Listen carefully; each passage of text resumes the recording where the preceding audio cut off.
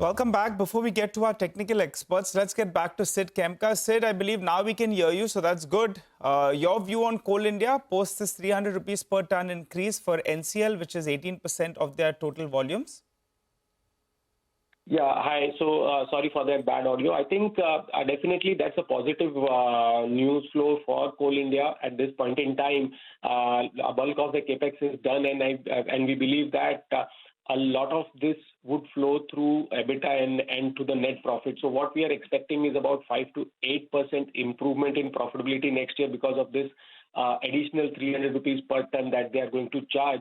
Valuation-wise, looks very attractive with a high dividend yield. Even Q3, we saw strong volume growth of 15% on a sequential basis.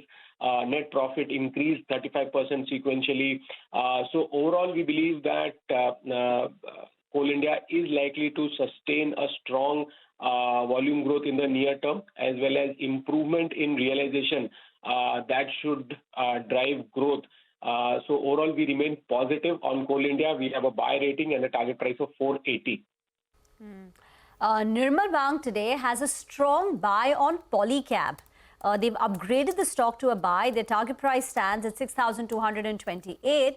And they're saying that it won't impact Polycab. It will have a bigger, this Ultratech's move to enter into cables and wires will have a bigger impact on housing-focused and B2C players like Finolex Cables and Havells. So Polycab is a strong buy. So Siddharth, yesterday after the carnage that we've seen in this entire sector, what is the advice? If someone has stocks, should they continue to hold on to it? Should they go out there and top up their investment? Or are there stocks that you would advise unwinding and unloading right now? Definitely, I think the announcement by Ultratech to enter into the cables and wire segment is a disruptive move, especially for some of the incumbents with the large capex of almost 1,800 crores that Ultratech has announced. We have seen the disruption Ultratech could manage to do in a much more closed, or you can say a duopoly kind of environment in the paints industry. So I think definitely there is a pain, but on the positive side, I think there is still some time away for the capacity to come in and for Ultratech to enter the market to do any kind of impact on the financials. Nonetheless, I think this announcement definitely leads to a kind of a de-rating environment in the cables and wire segment, which have so far been able to command a premium valuation. Even we have cut the valuation multiples by about 20% for Polycab, KEI, RR Cable, and for Havells by about 10% given its diversified presence. We have also downgraded our rating on KEI and RR Cable to neutral from buy. We believe the stock could remain under pressure or could languish until some time where the valuation, the new normal of the valuation is achieved.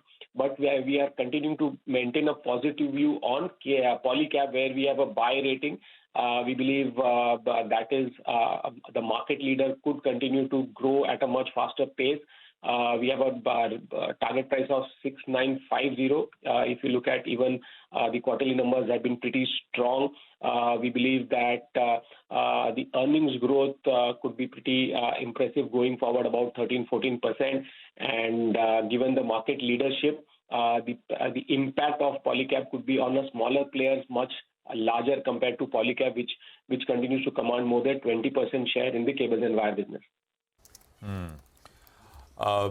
Sid, morning, Prashant here. So I have two questions actually. Let me just start with the SEBI related one. Any reason why any of the AMCs, capital market plays, etc., should react with the new appointment at SEBI?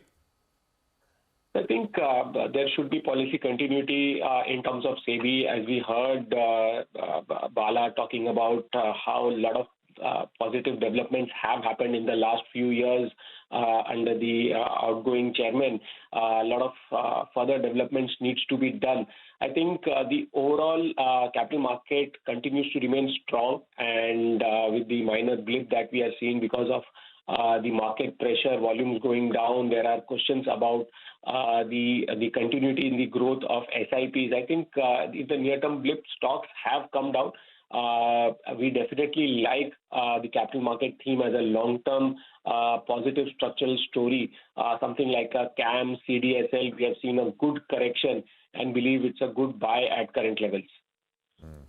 Fair enough, CAM, CDSLs, etc. The other one is banks, right? So yesterday, the top gainers were Shriram Finance, Bajaj Finance, Bajaj Finserv, Chola, Credit Access. The MFI was up 10%, was up 18% at one point intraday.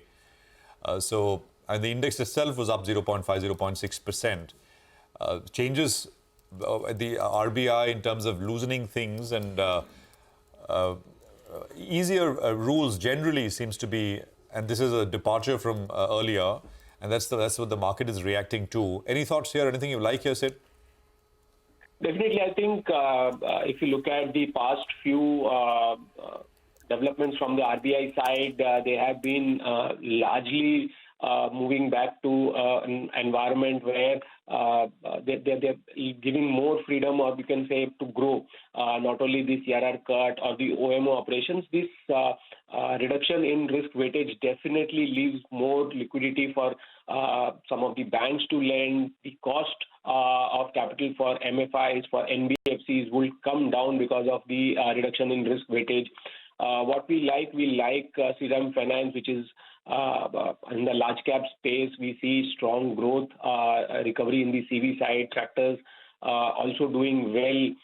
So that is one of the preferred ideas that we like from the entire NBFC space. Microfinance, I think there is still some time away. The Q4 numbers would again remain subdued, under pressure, we'll maintain an underweight view on microfinance. But within the larger financials, we like Shriram Finance. Chola is looking good. LTFH, L&T Finance is also now, with this improvement in liquidity, cost of capital coming down. I think that should also start doing well. Okay. Thank you very much for joining us, Sid. Appreciate it very much, your time here.